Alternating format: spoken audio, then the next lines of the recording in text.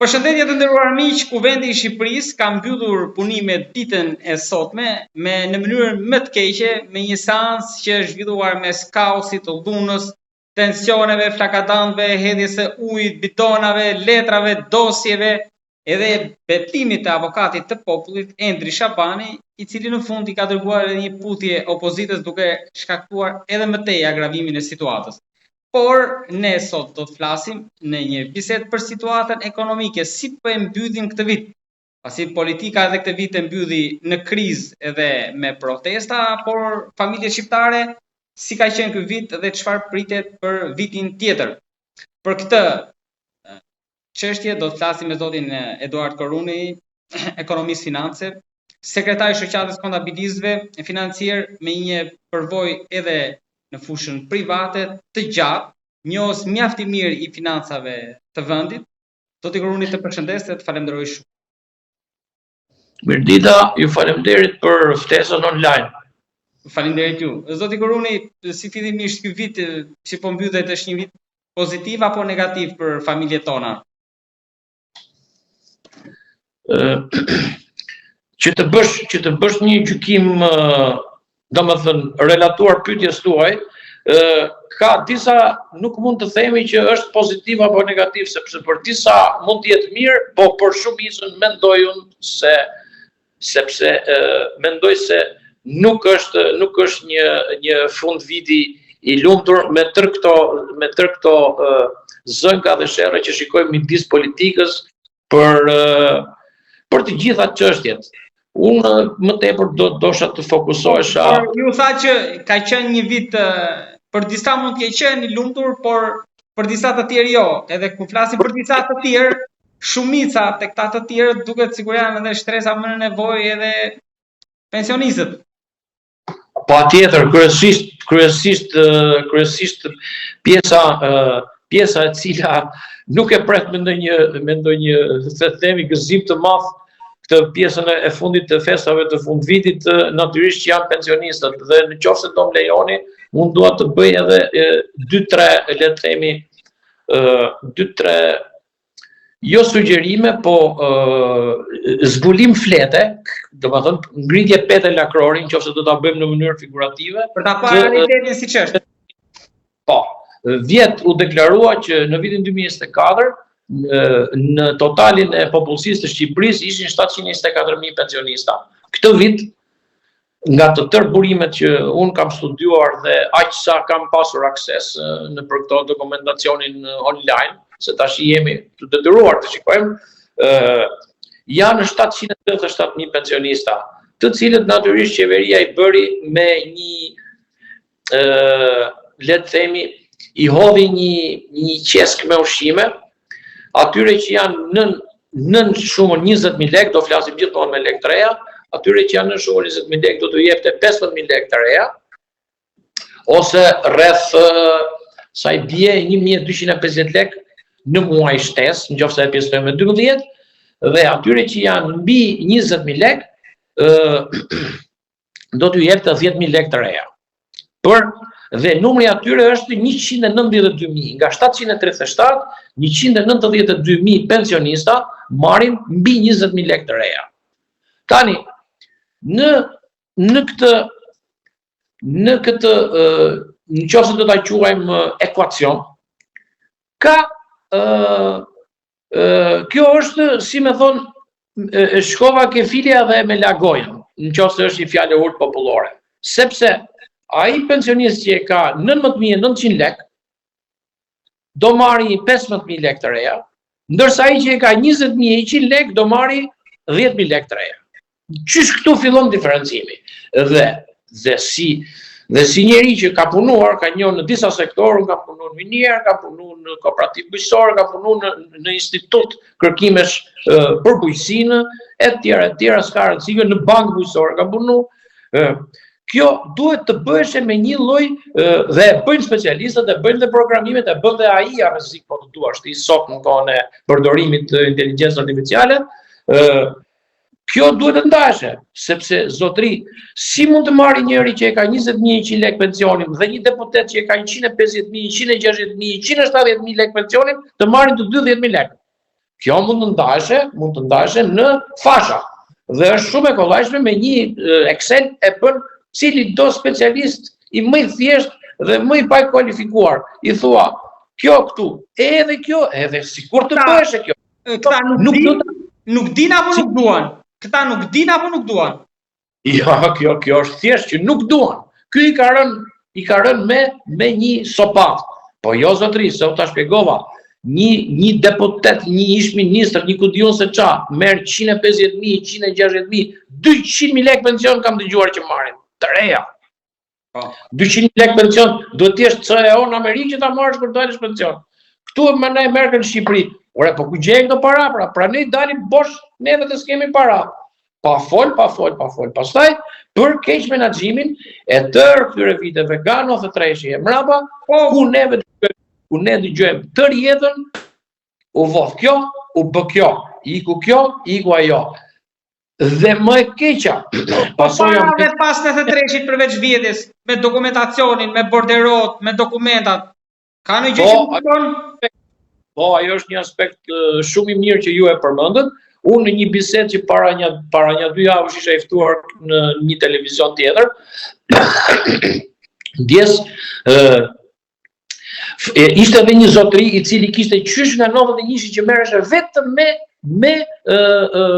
me pjesën e skemës sigurime shoqërore. Dhe nga ai dëgjova, mësova tani, sepse unë jam në moshë pensioni, jam fiks 65 vjeç, i kam mbushur para 2 muajsh, dhe tha që 910 ose 912.000 flet borderosh janë humbur, janë keq administruar, janë zhdukur nga arkiva e sigurimeve shoqërore.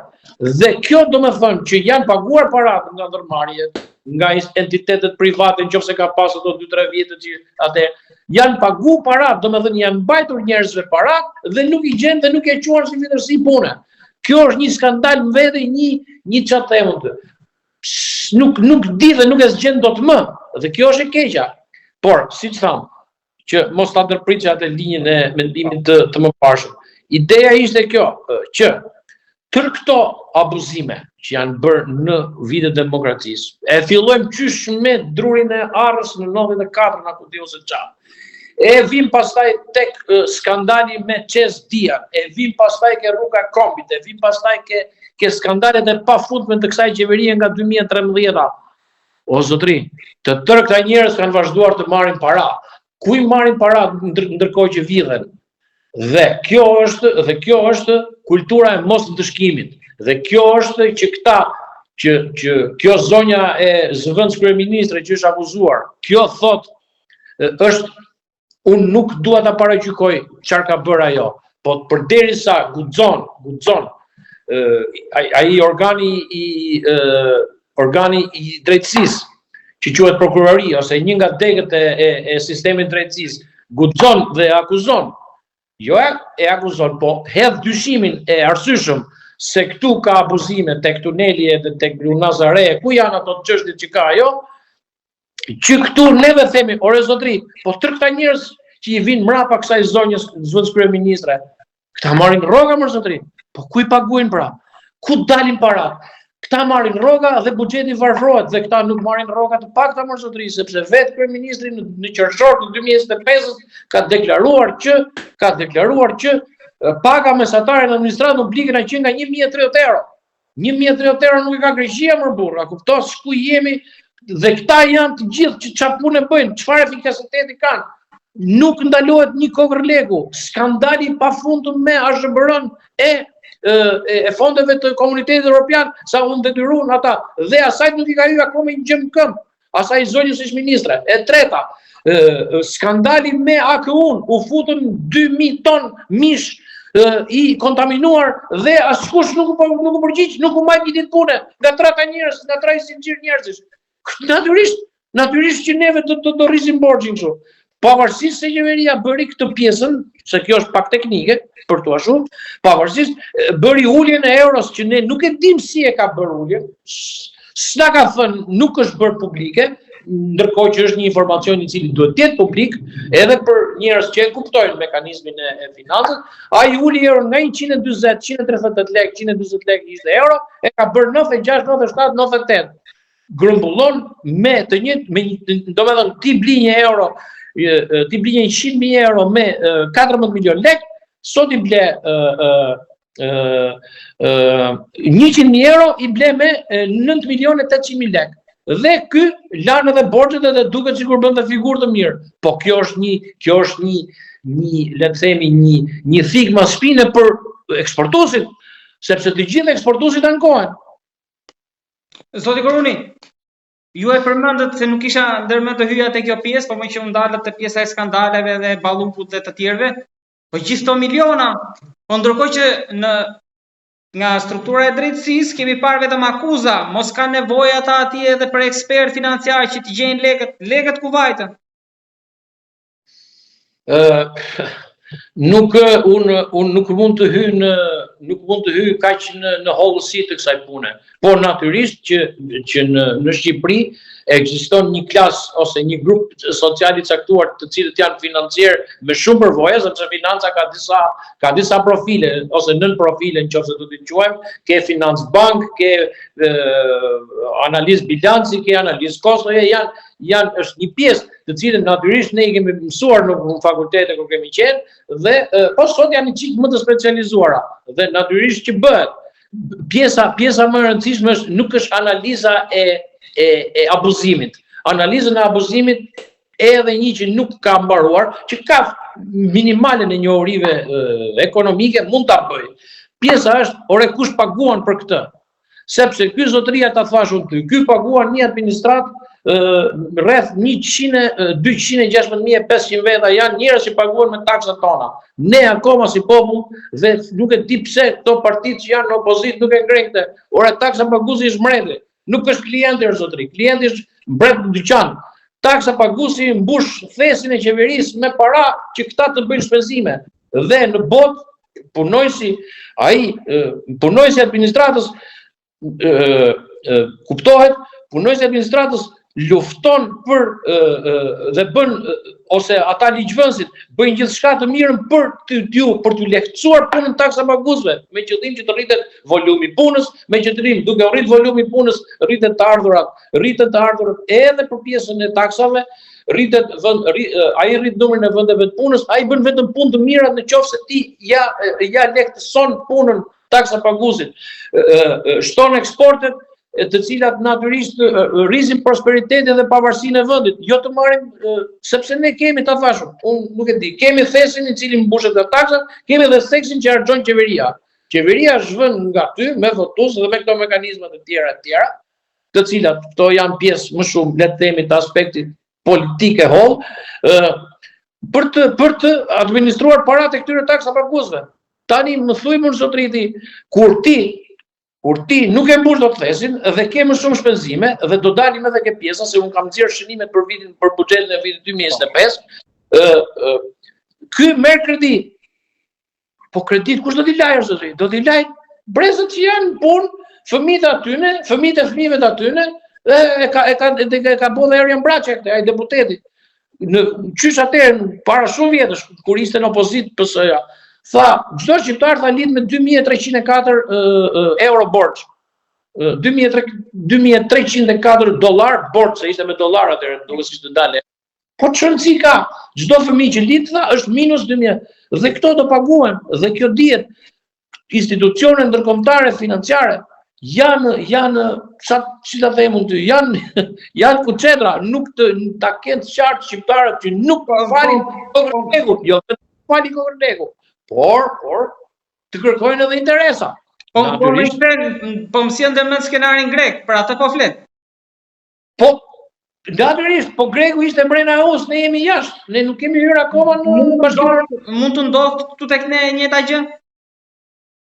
Po për momentin ky thotë që domethënë të vënat e qeverisë thonë që janë ke 54.3% borxhi i jashtëm. Ndërkohë që kur e mori PS-ja ka qenë 69 ose 71.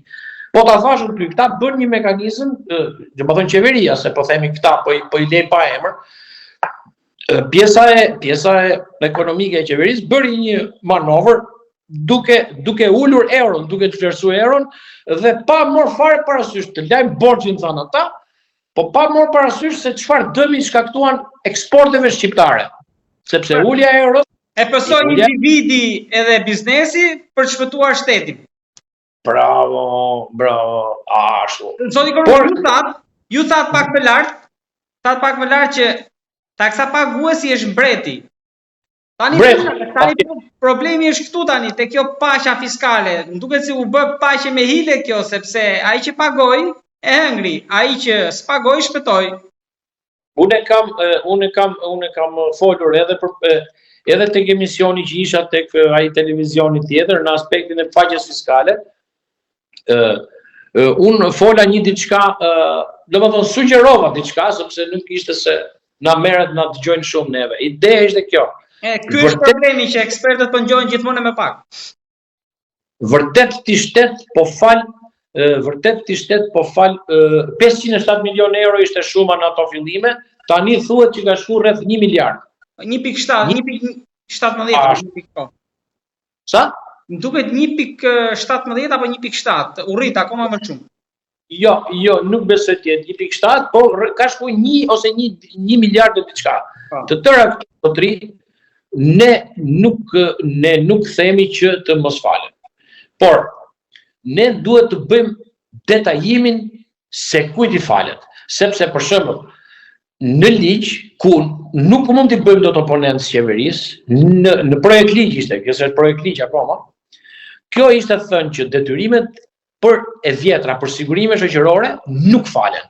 Këtu jemi plotësisht dakord me ofertën që bën qeveria, sepse nuk mund të thuash që janë detyrime për njerëzit të cilat do shkojnë nga fondi pensioneve. Kleçka mendoj unë është tek do fal gjoba dhe këtu do ndahet.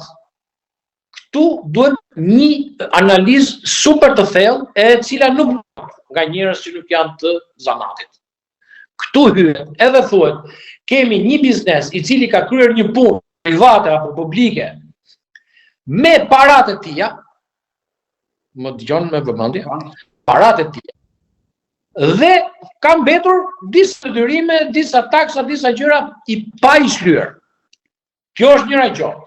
Ama kemi edhe disa kompani të privilegjuara për të cilat flitet ditë e natë në për të gjitha mediat, të cilat kanë marrë punë publike ose çdo lloj gjëje tjetër, por të paguar me parët e buxhetit shtetit, të cilat janë parët e taksa paguesve shqiptar.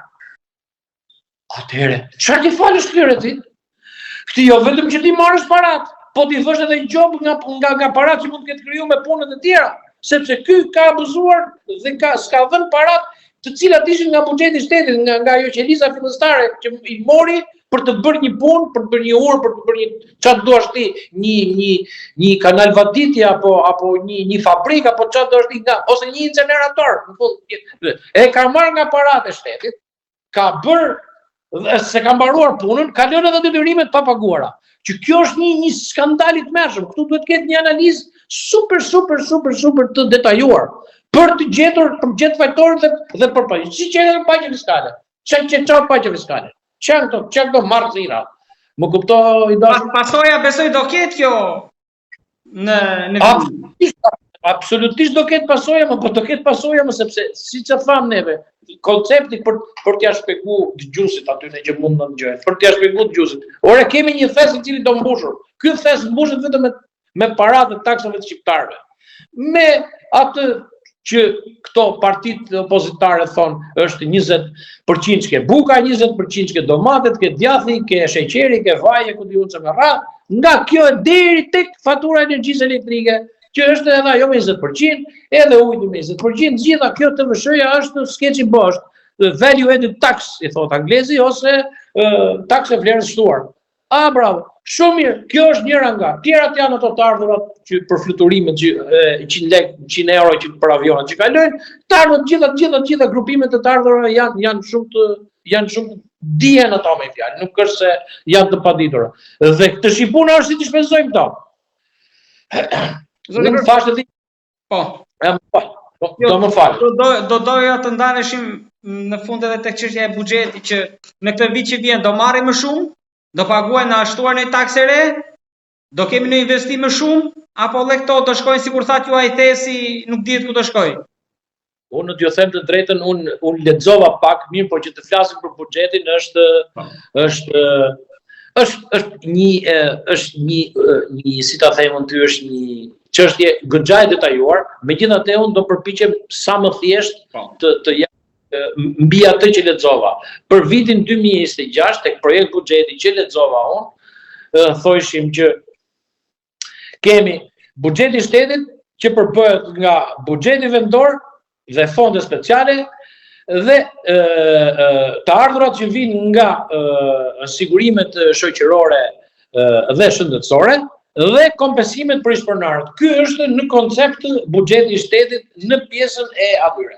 Tani unë lexoj, e marr shumë thjesht çysh keneni parë që është krejt i lexueshëm nga cili do që nuk merr vesh edhe nga ekonomia, thot shpenzimet për Republikën e Shqipërisë për vitin 2026 janë, pastaj ato analizat se janë sipas ministrive, sipas institucioneve, kjo s'ka rëndësi, totali i tyre është 886.764 milion lek. Shifra është pak domethënë duhet për ato që s'kan ide në matematikës kuptohet. Domethënë janë 880.764 në milion lek me 9 zero mrapa. Milion lek do me thënë 9 zero mrapa. Dikur ka qenë mira lek me 3 zero mrapa, 100.000 lek me 6 zero, kjo është 1 milion lek. Të ardhurat që planifikon qeveria, do me thënë në projekt buxhetin, që ju ka vu për para deputetëve, thotë 823.057 milion lek. Që këtu ne fillojmë me një deficit të fillosh jetën e vitit, domethënë me 1 janar 2026 me 63.707 milion lek me 9 zero mrapa minus, domethënë atëherë çfarë janë këto? Bëhe me dollar, bëhe me euro, hiqi 2 zero, asaj edhe nxirre shifrën se sa çfarë llaktari shifër është. Ne fillojmë me minus. Po si fillon ka buxheti i një familje normal qoftë shumë me minus? Me çfarë të drejtë ky? Kush ta jep të drejtën që të fillosh me humbje një buxhet? Ku do t'i gjesh ti? Çfarë do të bësh? Atëherë pyetja, normalisht që pyetja lind se çfarë do të bësh. Midis diskutimeve që ne bëjmë me kolegë, me njerëz e tjera, do të mbaj edhe 3 minuta, jo më shumë. Të faleminderit. Neve diskutojmë, po ç'është kjo? Sepse i nderuar Ylber, 63.707 milion lek. Do me thonë, po të heqim 2 zero, pjesa tjetër të heqim 2 zero për ta kuptuar në euro, është një shifër e llaktarshme. Që del minus buxheti, ku do i gjej? Dhe ky thot direkt marrin borxhe. Eurobond. Jo Eurobond, ku diun si e kanë ato? Eurobondi është punë teknik tjetër. Ore marrin borxh ke FMN-ja, ke këta, ke këto institucionet ndërkombëtare financiare.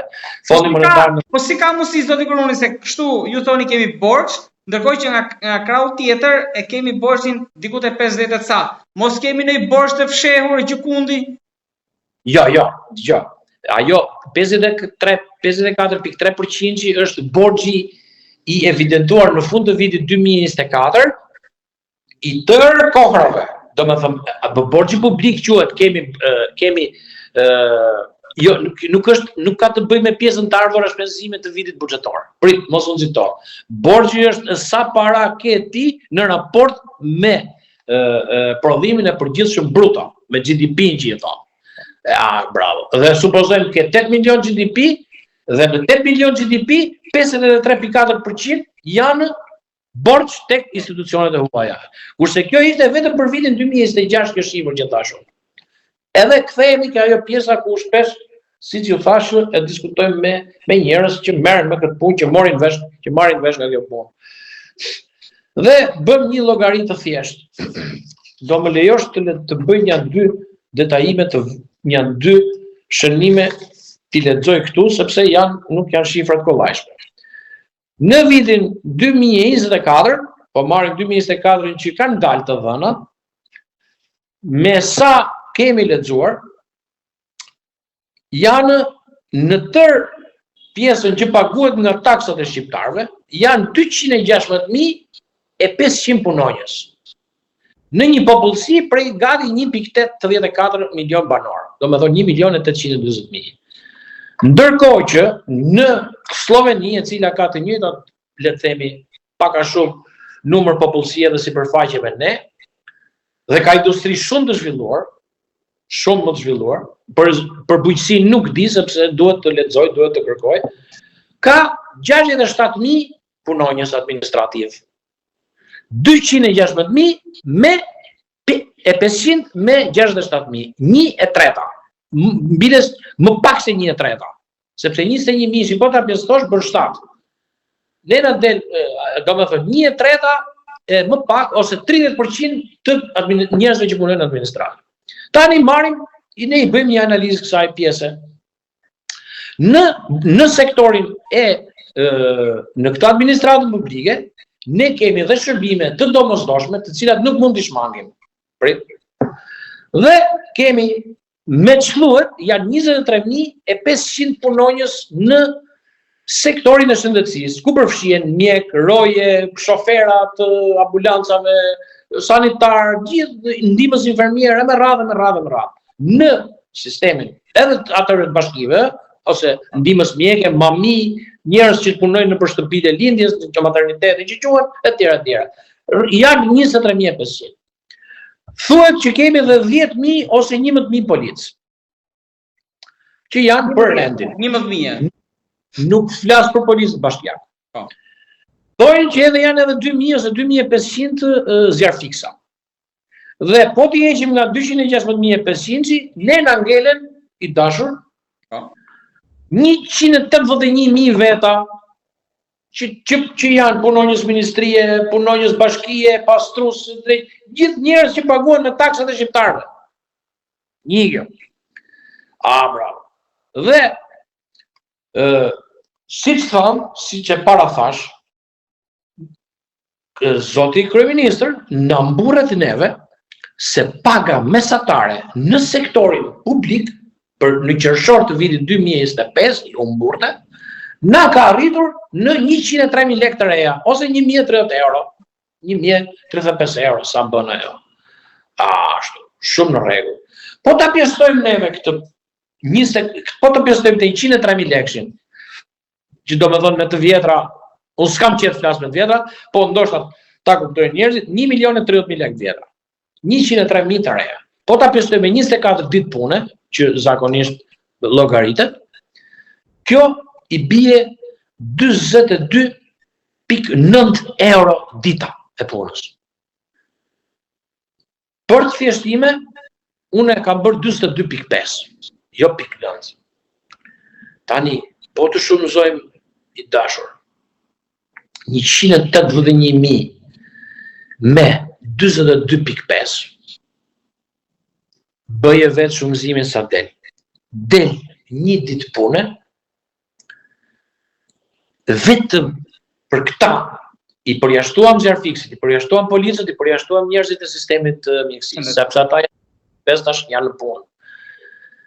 E disa del i dashur Dylber fondi ditor. Për një ditë, sa paguajmë ne për administratën? Për administratën publike, duke filluar nga presidenti, duke marrë ke pastrusja e bashkisë më të panjor të Konispolit, atë Vermoshit, a kujt duash ti. E ke makinën vetë aty ta bësh llogarin? Ja, për momentin nuk e kam. Nuk e ke. Atëherë, është 7.600.000 euro, afërsisht.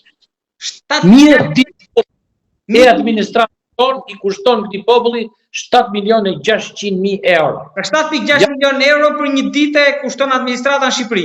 Një ditë punë zotëri paguhet, sepse tham 42.5, ja unë do ta bëj edhe një herë për merakun tënd.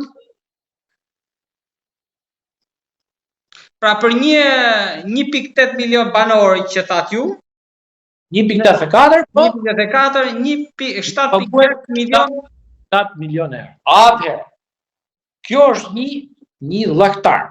Duhet ishte eficienca në nivele shumë të larta me këto. E punojësit të administratës publike, sepse ai merr para nga taksat tona. Atëherë, një nga diskutimet kur bëm këtë pjesën e kësaj që nxora këtë shifër është e frikshme. Sepse po ta shumëzosh me 24, po ta shumëzosh. Tani ne thamë, ore ku mund t'i gjendëm parat? Një njeri që është përgjegjës për veten e tij, një njeri që e ka rrogën 3.500 euro apo 3.900 euro, ose 390.000 sa e ka kryeministri, apo 427 që e na pas ka ai presidenti, Baromi. Ky thot, po mirë më zotëri, në këtë vend i cili vuan një pjesë e madhe e njerëzve. Të paktën 40% e popullsisë është në nivel fare të keq. Dhe sidomos ajo demotivimi për pjesën e fshatit se Shqipëria ka gjenë gjithmonë ekonominë bujqësore e ka pas parë. Mund do heq një ditë punë nga vetja ime, do thotë unë që jam patriot. Dhe po e hoqi kryeministri dhe presidenti e heqin të gjithë mbrapa. Dhe një ditë punë, sepse një njeri që merr 103.000 lek, po t'i heqim 40 euro ose 4.000 lek, jeton edhe me 99.000 lek të reja në muaj, apo jo? Nga 103.000 do marrë 99 për sigur t'japi një ditë. Dhe, po ta shumëzosh 76 milion që me 12, e disa bën zotëri, bën 860 milion lek, 860 milion euro, sigur ta japim ne këtë kështu. Nga një ditë në muaj. Nga një ditë në muaj ta heqim. Unë të jem kryeministër, unë heq 2 për veten time që të heqin tjerët 1. Ja, kjo është dhe ky e dish domethënë 81.600.000 euro në vit, për 10 vjet bëjnë 860 milion euro. I kishe bo pensionet, unë e bërë edhe llogarinë dhe e pjestova me 142 euro të tjera për gjithë pensionistët. Pa futur këtu, pensioni. Pa futur këtu edhe nëse nuk do të ishte bërë paqja fiskale që 1 miliard euro. Po, jo, bravo. Mund të kompensojë një pjesë të paqes fiskale. Jo, paqja fiskale që janë gjona ato duhet i paguajnë. Absolutisht nuk jam kontra. Por po të them që do të arrit që ti fondin e pensioneve dhe mos i linje. Dhe për më tepër, nëse para se që të jenë, çfarë janë këta njerëz, çfarë drejtësie ka këtu, sepse shpesh diskutojmë dhe flasim fort. Çfarë drejtësie ka këtu një deputet që merr 1 milion, më fal, 135.000, 160.000, 170.000, kanë thënë që gramoz merr 3 milion, kanë thënë që gramoz 160.000 më zotëri, 260.000 lekë të reja pension në muaj. Çfarë është ky më zotëri? Ka bërë kontributin, nga ka marrë rrogën më zotëri, e ka marrë nga taksat tona më punë. Rrogën ky s'ka pagu gjo, s'ka punu gjo, që të japi, që të punoj aktivitet privat, të japi taksat që të mund të thesin. Çfarë është ky më zotëri? Shumë mirë ka qenë kryetar parlamenti, ka qenë president, ka qenë kryeminist, ka qenë çfarë dushti. Kjo favorizim bëhet 1 vit, 2 vjet, 3 vjet, 4 vjet, pastaj kthehet si të tjerë valla. Si më ky derisa të vdesë do mori 2.600.000. Si që ka ky, ku ka drejtësi këtu më burr? Ku është drejtësia minimale këtu? Ku është arsyetimi minimal këtu? Çfarë ka bërë ky më zotëri? Shumë mirë më ka dhënë kontribut. Është paguar për punën që ka bërë. Ka bërë punë specifikuar. Shumë mirë më ka marrë më shumë se sa të tjerë. Zoti Koroni, të lutem thuaj edhe diçka. Administrata për ta mbyllur në gjykimin tuaj është e paaft apo ka frikë që të firmos sepse përfundon në SPAK? Edhe janë lidhur duart. Jo, ka Shqipëria ka njerëz ndershëm sa të dush.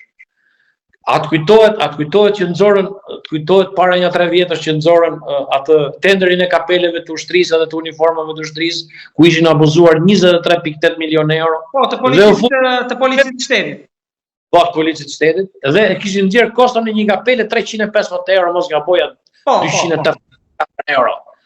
Qysh këtu, me fjalë, qysh këtu, të tërë e para punës i herë, e para punës do t'i lesh 1 muaj pa rrogë, gjitha paratë, se s'kanë bë punën. është bërë abuzimi, për çfarë kanë marrë rrogën këta, më zotri? Për çfarë marrin rrogën këta? Edhe sikur mos jenë të implikuar, të tërve nga ministri, gjithë një muaj fondi i ministrisë nuk paguhet. Po, shtohet ke sigurimin shoqëror për deshe. Shtohet ku dush ti, por këta mos marrin, këta nuk kanë bërë punën. Ore më gjej një entitet privat ti mua, ku ti nuk bën punën dhe ti vazhdo të paguhesh. Më gjej një entitet. Po besim, keni besim që do ndryshoj situata me këtë që po ndodh, se ka arrit drejtësia deri lart. Po nuk erdhi kultura e këtu ekziston kultura e mosdëshkimit. Këtu ti vjedh inceneratorin, këtu vjedh ato dy cisternat në Vlorë që s'bëjnë as i punë, vetëm marrin 92.000, 96.000 euro në ditë dhe nuk sjellin as një gram energji. Këtu bëteci 250 milion euro në Vlorë dhe askush nuk pagoj më punë. Jo vetëm nuk u dënuan, por të pagojnë, faktën. Këtu është kultura e mosdëshkimit këtu është e tmerrshme. Dhe kjo është një fatkeqësi. Më fal. Pa futur këtu nazën edhe çështjet e tjera që janë në netin. Por ato që vazhdojnë të paguajnë inceneratorët e tjera. Dhe imagjino tash ti sikur për këtë punën e mos kryer, ti mbajt 15 ditë rrogë, puno pa lek. Nëse s'do të punosh, ik, vjen tjetri, ai që ka hall, që ka nevojë. Më kupto i dashur? Zoti Kroni, unë të falenderoj shumë për këtë bisedë të drejtë për drejtë, që i tha gjëra troç për publikun ton, edhe për ekspertizën për çështjen që ne trajtuam.